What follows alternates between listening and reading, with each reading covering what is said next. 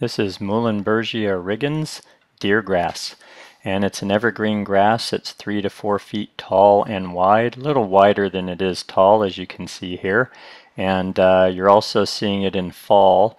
So what you're seeing is dried flower stalks there, and that's the tan bits that are coming up. And you'll see a detail here in a moment of the flowers themselves, and the seeds are starting to come off now that it's late fall. So this is a popular grass I'm seeing used quite a bit, especially in commercial applications. This is a green belt along a roadway, and I've also seen it recently used in a apartment complex in a common area. So I'm seeing a lot of landscape architects use this in larger mass plantings, so I thought I'd cover it because it does seem to be a grass that people are liking. So one of the big benefits of it as a design element is that it's evergreen, and it is hardy to around 0 degrees Fahrenheit, by the way. And a lot of the grasses that are becoming popular, I think that's the downfall, is they're not evergreen. And as a designer, we don't want to leave large holes in our design during the winter or have the need for large amount of maintenance and cutback and hope that everything works out at the start of the next year. So an evergreen grass is a really beneficial thing to have, especially larger like this. 3 to 4 feet is pretty good size spread. You can see here where they've used it in a massing. And so I think this also shows one of my concerns as a designer.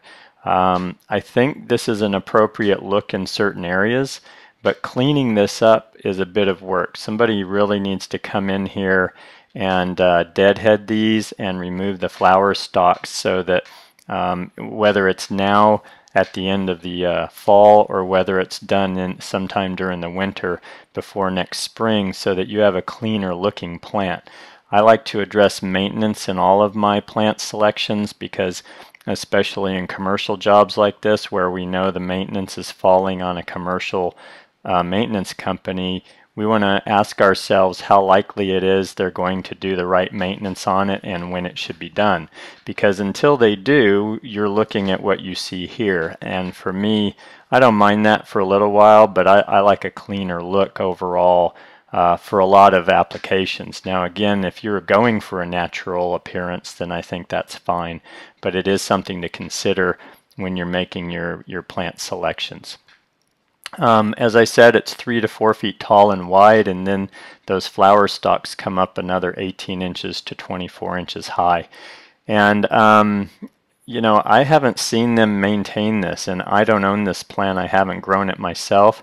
But my sense is that they're going to have to come in here and lower the plant quite a bit to remove those dead flower stalks. And in doing so, the green part that you see at the base is going to get a cutting as well. So it'll be interesting to see how one would deal with that. But just keep it in mind if you're thinking of using the plant, because it does have a nice appearance. It's got this fountain shape naturally. These plants haven't been touched at all that I can tell in the last couple of years. And so that's the other thing I notice, is when I look at them, most of the time I see them, even if it's in the spring, I usually see these flower stalks sticking up. That's what's kind of the telltale of this deer grass. And again, not as clean looking as some of the other grasses out there. These do take low water for sure. This area you're looking at, they barely water it at all. This is Northern California, gets 90 to 100 degrees Fahrenheit during the summer and gets into the mid-20s typically in the winter, and this handles all of that just fine. So a nice low water plant. It's native to the southwestern United States and northern Mexico, so it's used to some drier conditions. So as evergreen grasses go, this is a nice choice. It's a medium-sized plant, and I think that's about what I can tell you. And the deer don't eat it, by the way. It is deer tolerant. I think the only hesitation I have with it is the maintenance, but I think if you've only got 1 or 2, that's not a challenge at all. It would be fairly easy to clean up 1 or 2 of these. I just think in mass it might be a bit of a problem. And that is Muhlenbergia rigens, deergrass.